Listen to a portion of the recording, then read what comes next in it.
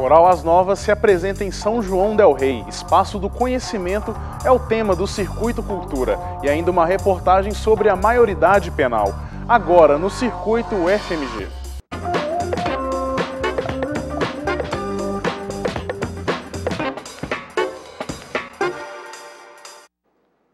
Boa noite.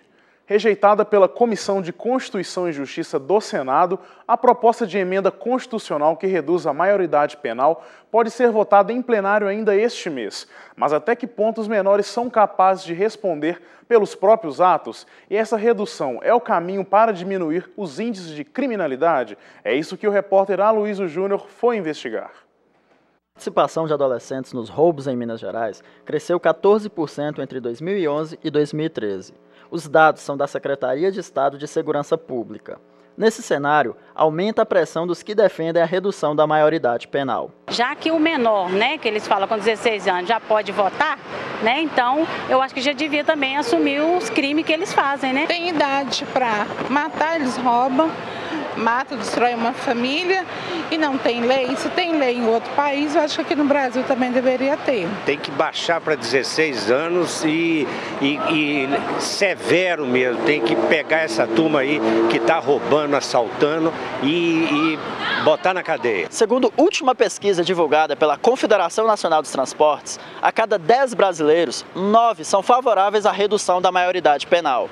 Porém, entre os especialistas, a medida tem sido alvo de muitas críticas. Para este professor de Direito Penal, a redução da maioridade esbarra na discussão sobre a constitucionalidade da mudança. Alguns constitucionalistas há muito defendem que os direitos e garantias individuais eles estão espalhados ao longo da Constituição e não só no artigo 5º, como aqueles que defendem a alteração da norma dizem que está. A juíza da 6ª Vara Civil de Belo Horizonte defende o aumento das penas para adolescentes que cometem crimes mais graves e a melhoria na estrutura dos centros de internação. Ele precisa ficar um pouco afastado, Porque não adianta, você aplica uma medida, pelo que eu vejo, os juízes da infância e juventude têm feito o máximo para ver se consegue, Aplica-se uma medida socioeducativa pequena e daqui a pouco o menino está de novo reincidindo e cada vez com mais crueldade. Será uma forma de separá-los da sociedade. Sim, porque a sociedade está sofrendo. Os que são contrários a alterações no Estatuto da Criança e do Adolescente acreditam que a aplicação efetiva do ECA é o primeiro passo para a solução do problema.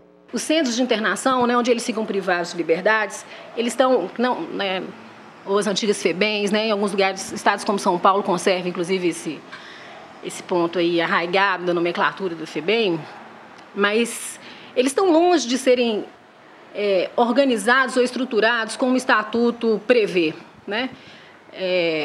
com uma proposta pedagógica, uma proposta de intervenção, e no mínimo, com estruturas físicas que não sejam tão insalubres, e tão danosas. A grande maioria, apesar dos avanços, são alguns depósitos, depósitos precários, para receber os adolescentes em situações tão delicadas. Eu só defendo mudança de lei a partir do momento que a lei é aplicada. Que se ela não foi aplicada, eu não tenho como dizer se ela está boa ou se ela está ruim. E agora é hora das vagas de estágio com Beatriz Vale. Boa noite, Beatriz, tudo bem? Boa noite, Bruno, tudo bem, e você? Tudo bem, Beatriz. O que você preparou para a gente hoje? Hoje eu trouxe 2 vagas para a área de saúde e outra vaga para a nossa área, o jornalismo. O Hospital Espírita André Luiz oferece bolsa para estudantes de enfermagem e de terapia ocupacional. Nos 2 casos, o aluno deve estar no 5º período do curso. A bolsa é de R$ 600. Interessados devem enviar currículo para rh@rio.org.br. A EMIV procura por alunos de psicologia que estudem a partir do 4º período. Os selecionados irão trabalhar com a área de recursos humanos da empresa e vão receber bolsa e vale transporte. Para concorrer às 2 vagas oferecidas, é só se cadastrar pelo site vagaspitágoras.com.br. E a Belotur oferece 2 vagas de estágio para alunos de jornalismo. Os estagiários irão trabalhar com a promoção turística da cidade, principalmente durante a Copa do Mundo. A bolsa é de R$ 420 para 4 horas diárias de trabalho. Além disso, irão receber seguro de vida e vale transporte. Interessados devem enviar currículo para imprensa.belotur@pbh.gov.br. Bruno, por hoje é só. Bom final de semana. Obrigado, Beatriz, e um bom fim de semana para você também. Ao longo de toda a semana, o Fica a Dica foi dedicado à saúde. Hoje você confere a importância das relações interpessoais para uma vida mais saudável.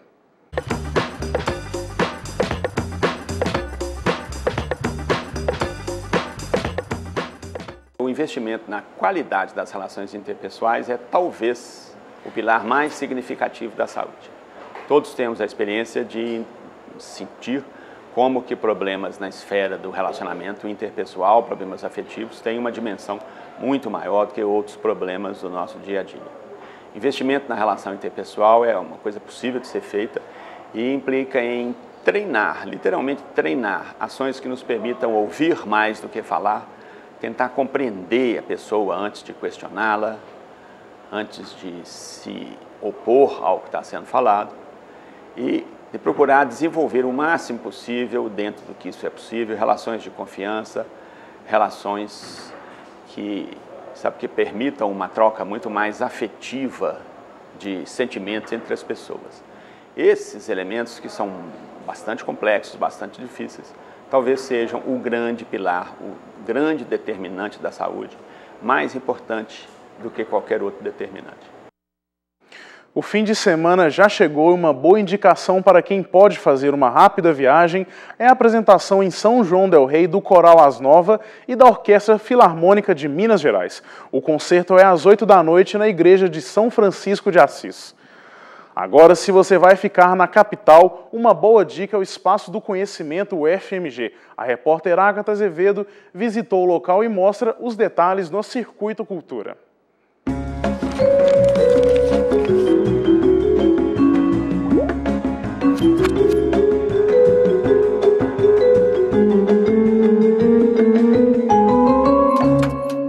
O Espaço do Conhecimento foi criado em 2010 e em abril comemora os seus 4 anos de existência.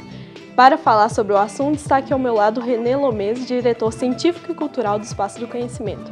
Então, René, como que surgiu a ideia do projeto aqui do Espaço do Conhecimento? Essa é uma ideia muito antiga, ela surgiu muito antes de 2008, com a ideia de criação do próprio Circuito Cultural Praça da Liberdade, que houve um desejo de que a universidade participasse do projeto. E ao longo do tempo, esse projeto foi crescendo dentro da universidade. Ele foi inaugurado em 2010, tendo aí já essa forma final, que é pensar uma espécie de museu para a universidade que trabalhasse com o registro do patrimônio do conhecimento como matéria de mediação.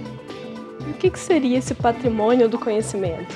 A gente, de alguma forma, pensa assim, os museus, o que define os museus, pelo menos desde a década de 70, quando houve uma série de discussões intensas no campo da museologia para definir o que é um museu, houve um deslocamento. Todo mundo pensava, o que é um museu? O museu é uma instituição que cuida de um acervo. A partir da década de 70, houve um deslocamento, uma tentativa de repensar a definição do museu e passamos a definir o museu como uma instituição que media a relação da sociedade com um tipo de patrimônio. E no caso do patrimônio que nós escolhemos como objeto desse museu é o conhecimento. E o que ilustra aqui no museu, então, esse conhecimento?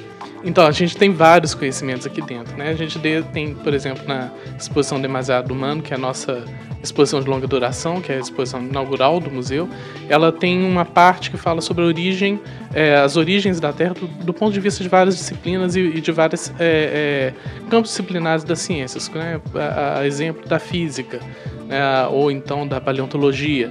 Mas, ao mesmo tempo, a gente tem a leitura da origem da Terra e da origem dos homens e das culturas pelas próprias culturas tradicionais, como o setor da mesma exposição que fala sobre as cosmogonias, que são as narrativas de origem dadas por várias, no caso a gente tem 5 culturas diferentes.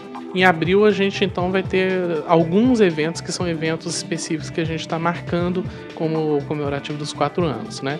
Esse é o mês da astronomia, então a gente está fazendo sessões de astronomia, de sessões comentadas próprias e inclusive 2 cafés com conhecimento, um sobre a astronomia amadora e outro sobre a astronomia indígena. E além disso a gente tem um próximo café agora no sábado amanhã, sobre o picho, né, que é uma questão que está aí em voga na sociedade. O que é o picho?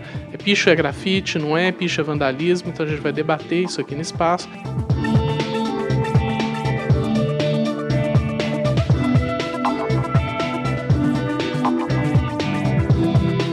O Espaço do Conhecimento, o FMG, fica aberto de terça-feira a domingo, das 10 horas da manhã às 5 horas da tarde, com horário especial na quinta-feira, que vai até às 9 horas da noite, e a entrada é gratuita.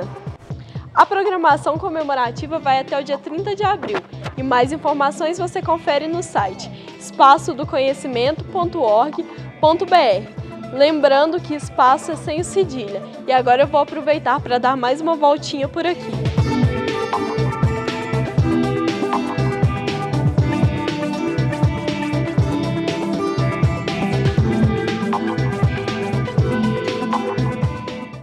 E agora nós vamos para a redação da TV UFMG com Melissa Gomes e os destaques da semana. É com você, Melissa. Boa noite, Bruno. A Escola de Belas Artes comemorou 57 anos nessa semana. Na segunda-feira, mostramos que a Faculdade de Educação oferece mais de 20 oficinas gratuitas ligadas à tecnologia da informação e à comunicação. O objetivo é desenvolver nos participantes uma visão crítica sobre o uso da tecnologia na educação. Interessados devem se inscrever pelo site www.praxis.fai.ufmg.br. Ainda no início da semana, mostramos que mais da metade da população não utiliza o telefone fixo. O celular pode ser um dos principais motivos para essa realidade. A reportagem de Isabela Melano trouxe mais detalhes sobre o assunto. Na Fafiche aconteceu o 3º encontro do Grupo de Estudo e Trabalho, História e Linguagem. A ditadura militar, retratada na obra do cartunista Em Fio, marcou a abertura do evento. Alunos da Escola de Moda da UFMG participaram do maior evento de moda do estado, o Minas Trend Preview. O evento aconteceu de segunda a quinta-feira no Expo Minas. Na entrevista de estúdio dessa quarta-feira, o Braille, a aplicação do Braille na universidade foi o tema. Finalizando a semana, ontem foi dia de mostrar a posse de 10 novos cientistas na Academia Brasileira de Ciências, que reúne cientistas de destaque na área. A cerimônia ocorreu no campus Pampulha e 8 dos 10 novos afiliados são da UFMG. O resumo de hoje termina aqui e eu volto na próxima sexta-feira. É com você, Bruno. Obrigado, Melissa. E é com os destaques da semana que nós terminamos o circuito de hoje. Uma boa noite e um ótimo final de semana.